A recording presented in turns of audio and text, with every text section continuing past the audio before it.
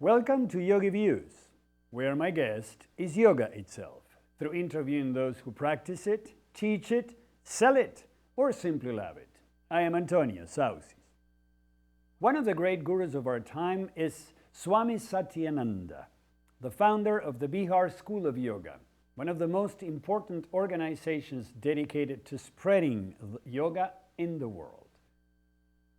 Even though Swamis from this order have been coming to the United States for years, it was only recently that an organization was founded to formally represent Satyananda's teachings in the United States, the North American Gurukul. I've invited Vishalakshi to our show today to speak about this great guru and his teachings. Welcome, Vishalakshi. Hariom. Thank you, Antonio. Vishalakshi has been an active yoga practitioner for 20 years and is certified as a teacher of Satyananda Yoga by the Bihar School of Yoga in India.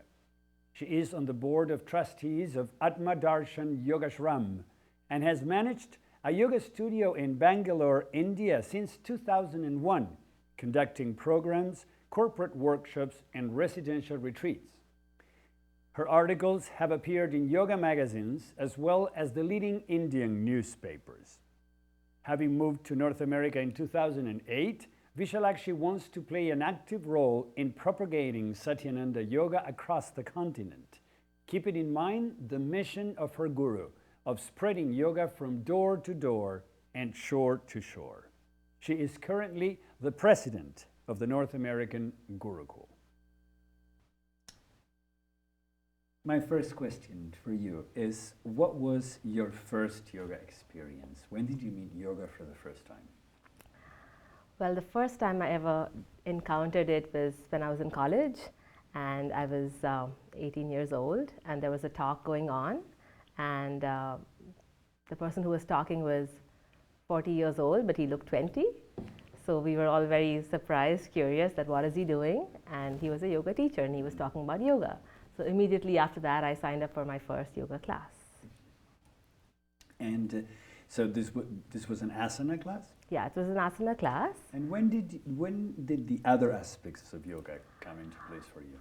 After almost 5 or 6 years of strong asana practice, there was a need for something more, which finally drew me to the ashram, which is Bihar School of Yoga, the little town of Munger in North India. And Satyananda, who is the founder of the Bihar School, he is your guru. Do you consider him your guru? Yes, he is my guru. When did you recognize that he was his guru? I think a part of me, even before I stepped into the ashram, I knew he was my guru. It was some sort of a thing that, though I didn't know much about guru or disciple or any of that, there was this connection with the ashram before I even went there. And the actual moment when I saw him, it just confirmed it. I see. Now, as you know, Vishalakshi, here in the United States, people are not that used necessarily to lineage, tradition, ashram life, following a guru. Tell us a little bit about the Satyananda tradition. So the tradition basically is our Param Guru, like our first guru, is Swami Shivananda Saraswati. And if those of people who have heard of the Divine Life Society, based in Rishikesh, so he was a very magnanimous person, very simple at heart, childlike, and extremely, evolved, a saint. He has trained thousands of other masters. So, and Swami Satyananda was his disciple. And he worked in Swami Shivananda's ashram for 12 years. And after that, he was given the mandate of spreading yoga from door to door and shore to shore. And that was his mandate, and he stepped out. He was a sannyasi, he was renunciate by then. And that was it. And he stepped out and he traveled a little bit, and then he decided that he needed to start an ashram. And that was when Bihar School of Yoga was started. So, and then currently it is being run by Swami Niranjanananda Saraswati, who is Swami Satyananda's spiritual successor. So that is the lineage. The lineage is basically a sort of a tradition that is passed on the knowledge, the vidya is passed on from one generation to the next. And it's a very simple tradition. Mm-hmm. Now, what aspects of yoga does it include? So it is a very, very holistic form of yoga. There's one word that comes to mind, it's holistic. And it involves something for every aspect. It sees a person not just as a body or as a mind or as a soul even. It sees you as a complete being. So it has something for everything. So from Hatha Yoga to Raja Yoga for the mind, to Bhakti Yoga for the heart, to Karma Yoga for the hands. So almost all the aspects of yoga are touched with the Satyananda Yoga tradition. And one thing that is a part of the tradition is harmonizing the head, the heart, and the hands. Because often these three don't work in synchronicity, and that is when yoga is union. So getting that unity of the head, heart, and hands is really what Satyananda Yoga is about. And what is the part that resists the union the most? Well, there's always a conflict, isn't there? Yes. You know, the head says something, the heart wants another, the heart says something, we want to do something else altogether. So in all of us, we have that conflict. Yeah. And what are some of the practices of Satyananda Yoga? So the practices, so Swami Satyananda was a sort of a, you know, he knew a lot about the yogic aspects, but he wanted to present it to the common man so that everybody could do it. Yoga was not just for the saints or just for the sadhus or just for that elitist population, but it was for the common man. So he repackaged a lot of the things that made it accessible and easy. So for example, asana, you don't need to be flexible to practice asanas. He redevised something called Pavan Muktasana, which has 3 series. And the first one is just moving your joints. Yeah. It looks very simple, but it's called Sukshma Vyayam, a subtle form of yogic exercise, because it's extremely powerful in releasing energy. And in promoting the life force flow. Yeah, the flow of prana, the flow of the life force. And that has 3 series. So that's just an example. Then there is Yoga Nidra, Satyananda Yoga Nidra, which is not just relaxation. You do it in the position of Shavasana, but it's a deep, deep practice which brings out, you know, the mind, which purifies the mind altogether. And on a very basic level, 1 hour of Yoga Nidra equals 4 hours of regular sleep. Then that is one. And another one is Pratyahara practices, which is basically the prelude to meditation. We might meet people who say, oh, we meditate. Yeah, but meditation is closing our eyes and then telling our mind to think nothing. Does that really happen? And when we close our eyes and say, okay, calm the mind, but exactly the opposite starts to happen. Yeah. So it's really important to befriend the mind. So certain pratyahara practices which allow the mind to come out, ajapa japa, antar mona, these are all very strong pratyahara practices. So those are some really trademark practices of the Satyananda Yoga tradition.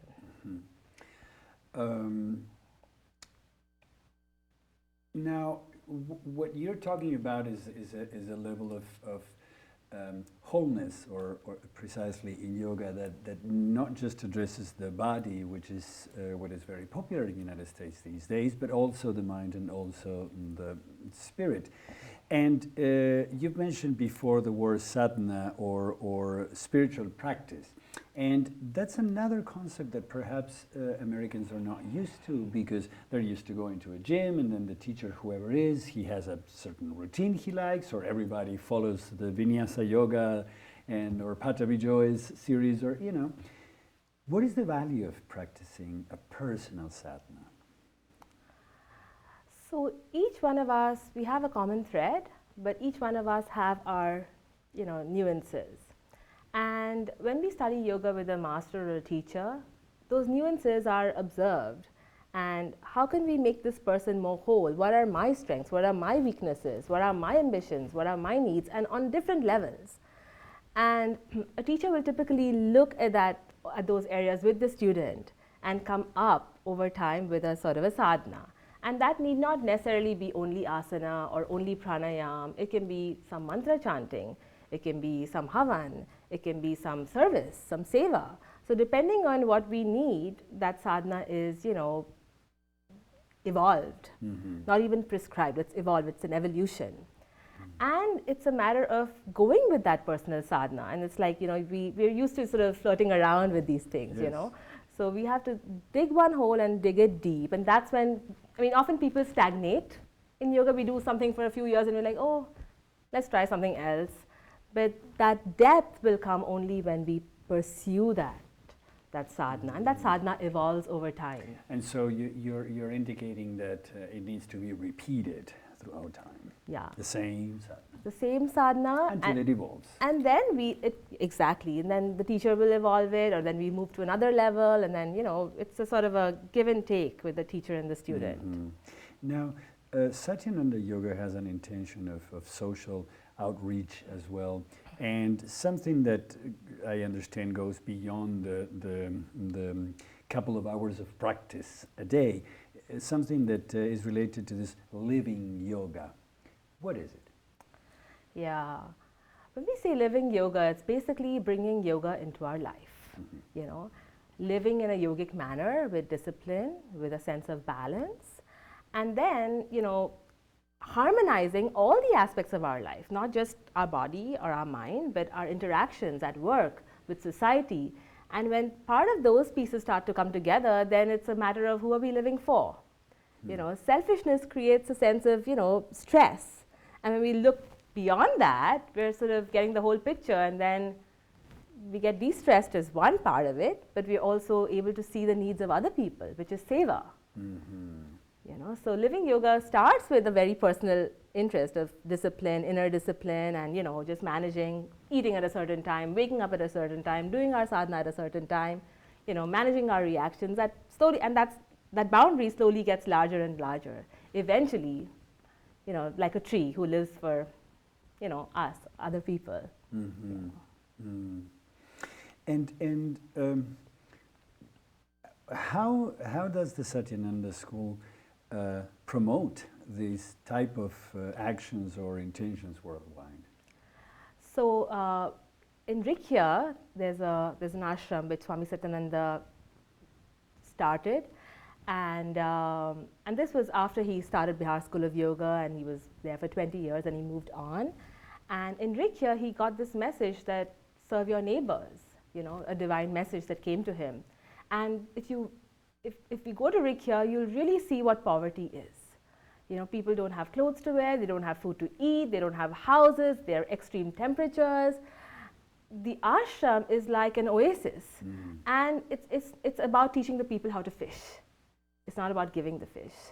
So we are empowering, people are given, tools to get empowered. For example, people are given little hand carts that they can, use, and sewing machines that they can basically get stronger and stronger. The children there are taught English, and if you go there, they will, you will not imagine that, these are little village children from India. So, and they have adopted so many villages in that area, and now that area is slowly a thriving community, So that is one example of service, and Rikya specifically goes with the mandate of serve, love, and give. That's all that happens in Rikya, Now, the activities of Satyananda Yoga worldwide are very big, because in every continent it is represented, and there are practices, and there are swamis and gurus that are teaching. Also, it has a very important component in yoga therapy as well. Yeah, so we have a lot of centers worldwide. Basically, there is, academies which basically train the teachers. So there's academies in Colombia, in Europe, in Australia, in America, and there are ashrams. So there are many ashrams in Europe, there are ashrams in Australia and Colombia, and here we have a center. So there's a lot of stuff going on around the world. In fact, recently the ashram had a 50th celebration, 50th year, Golden Jubilee, and there were more than 20,000 people, and from over 56 countries in the world. So that just gives you an idea of the outreach of Satyananda Yoga. Now, I have personally met Swami Shankara Devananda and other people that have come to the States before, but now you guys have a formal organization, the North American Gurukul, which you are the president of. So tell us, what is Yeah, so North American Gurukul is basically a non-profit organization, and the whole endeavor is to spread Satyananda Yoga. It's to connect the people who are linked to the tradition, is to discover parts of the tradition, so to get swamis and visiting teachers and do programs and have retreats, and it's to serve. So it's to give back to society. So these are the three things about North American Gurukul, which is connect, discover, and serve, keeping in mind with the lineage of the Satyananda Yoga tradition. Mm-hmm. And how is it going? It's growing. It's definitely growing. We've got some great teachers who came last year, and this next year there's another plan of what's going to happen. So it's difficult because the country is so vast, and that's one of the biggest challenges, is that the vastness of the United States and Canada, and getting people together, even in terms of getting people to fly into one place and having a retreat. But the plus point is there's so many ideas and so much talent in North America. And people are just wanting it. They're wanting to get connected. Yes. So your experience, I wanted to ask you this, how are you experiencing the penetration of this form of yoga in a country that sees yoga as something a lot more superficial? So how is it? Yeah, so it's funny that Swami Satyananda had said that people who will want me will find me. And as we're teaching and as we spread the word, we just see that happening. The people who are meant to come will come. The people who are meant to see the show will see the show. The people who are meant to go to the ashram will go there. And when we're ready, that comes to us. Mm-hmm. And whatever you're ready for will come to you at that level, at that point. Mm-hmm. So that's just it. And we see the programs are doing so well. Last year we had almost 90 people in a program in Palo Alto. Considering that it's been active in the Bay Area for just a few years. And it was a full house, and mm-hmm. people are wanting more and more and more. And the sense is that people are looking for a little bit more than just a 1-hour yoga class. Mm. That's the sense that we get. Yes. What would you say is the most important difficulty you're having in spreading the word of this form of yoga? People don't know very much about it. Yeah. You mean don't know very much about Satyananda Yoga particularly, or about this other form of yoga? It's like, the knowledge of yoga is limited to a yoga class. Mm-hmm. So there's so much, and that's just the tip of the iceberg. There's so much more. Yoga is finally about just blooming and blossoming like a flower, and knowing things about yourself that you never knew. Mm-hmm. So there's so much more, and then when people get a glimpse of that, they want to know more. Mm-hmm. But there's a large part of the people don't even know that all of that exists. Yes, yes.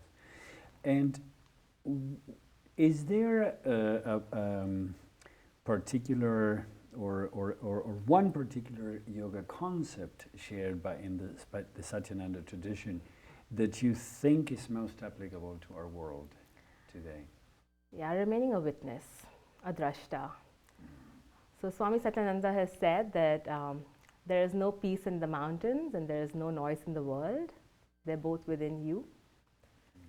And the ability to remain a witness will bring about that sense of peace and balance from within, regardless of what's happening. I mean, we're so used to reacting. Reacting is just a second nature.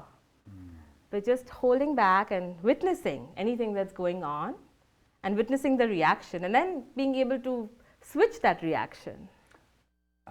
So you're saying be connecting with the witness within, so you can change your reactivity.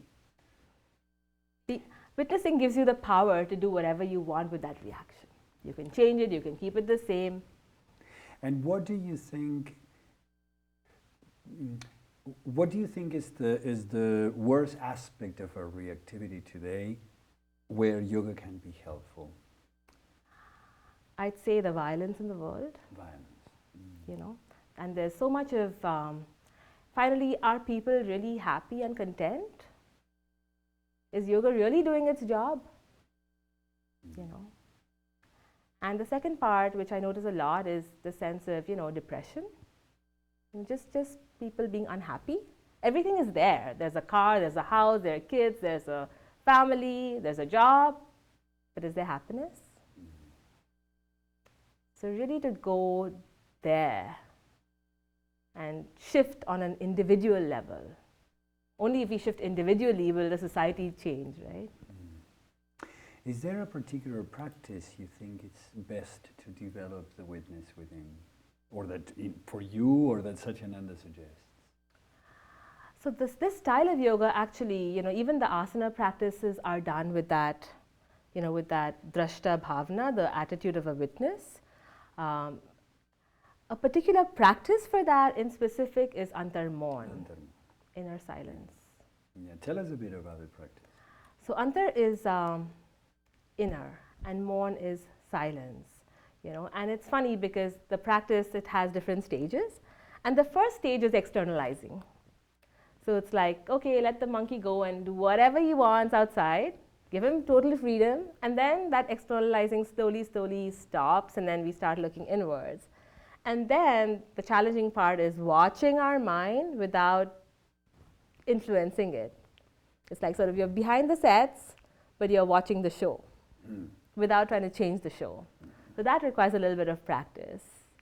And then we move on to, figuring out what to do with those emotions and thoughts. So this is a practice that does not involve asana? Yeah. It doesn't. Do you teach it Yes. in the center here? Yes. And how is it going? How does people like it? Oh, it's interesting because it's a great, people are amazed at what the mind manifests. And especially when the mind is given complete freedom to manifest whatever it wants. It's a little bit overwhelming because often there is suppression. We keep suppressing, oh, we don't want this thought, or we don't want that thought. But expression is very rare, so allowing the mind to, giving it complete, it's like seeing a rainbow and also seeing the negative parts of the mind, but that's okay. So that I think is slowly what people understand, and they're able to, practice it. It's not so easy to practice, but over time it's coming along. It's coming along. Now, going back to the idea of yoga therapy, the Bihar School has produced fantastic books related to common illnesses or schizophrenia, or how to bring back a state of health to the individual through yoga. How do you see that? Do you think that yoga has that potential of bringing healing? So often we say that yoga is management of the disorder.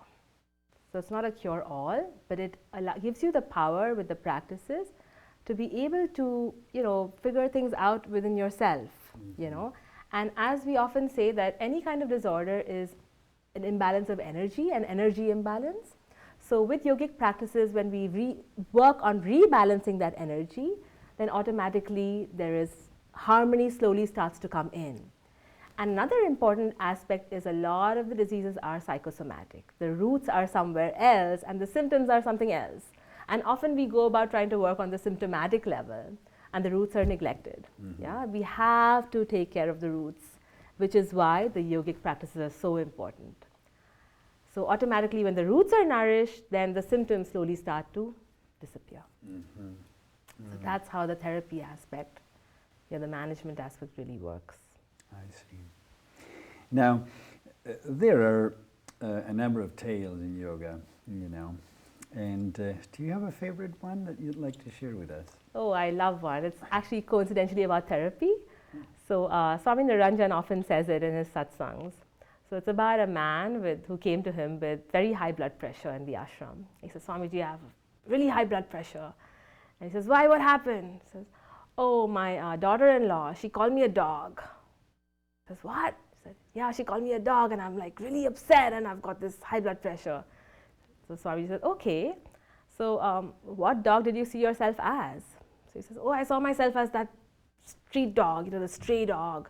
And in India, there are lots of street dogs. So then he says, oh, did you see yourself as that street dog who's like all wounded and beaten up? Says, yes, I just feel like that.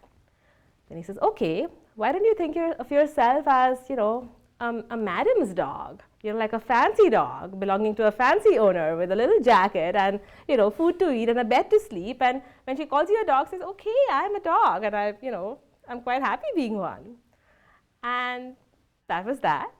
And 6 months later, the man comes back to the ashram. He says, Swamiji, my blood pressure is gone now. He says, why, what happened? He says, well, I'm a fancy dog. You know, so it's basically how we how we see it. See things. Yes, so maybe that's why for you the seer is so important, because that connects you with your ability to identify how you're seeing reality. Yes. Yeah. If people want to get in touch with the North American Gurukul, how should they do that? Visit the website and shoot us an email, info@northamericangurukul.org. There's also an extensive teacher directory where you can find a teacher at your location. There's a great mailing list that you can subscribe to know of all the events in North America and in India. Wonderful. Yeah, so okay. Vishalakshi, I consider this an introduction to the depth of what you know, I'm sure, and what Satyananda has brought to the world. So I look forward to having you perhaps again some other time, or even if one of these times when some Swami is visiting you guys, you can bring him here and we can make arrangements. I would enjoy that very much. Thank you so much. I thank you for the information you shared with us and for taking on spreading the good word of Satyananda Yoga here in the United States. Thank you. Hari Om. Hari Om. My guest today is Vishalakshi. She has been an active yoga practitioner for 20 years and is certified as a teacher of Satyananda Yoga by the Bihar School of Yoga in India. She is on the board of trustees of Atma, Darshan, Yogashram and has managed a yoga studio in Bangalore, India since 2001, conducting programs, corporate workshops, and residential retreats. Her articles have appeared in yoga magazines as well as in the leading Indian newspapers. Having moved to North America in 2008, Vishalakshi wants to play an active role in propagating Satyananda Yoga across the continent, keeping in mind the mission of her guru of spreading yoga from door to door and shore to shore. She is currently the president of the North American Gurukul. I hope you like our show today. And if you care to let me know, shoot me an email at antonio@yogiviews.com. Forward to seeing you the next time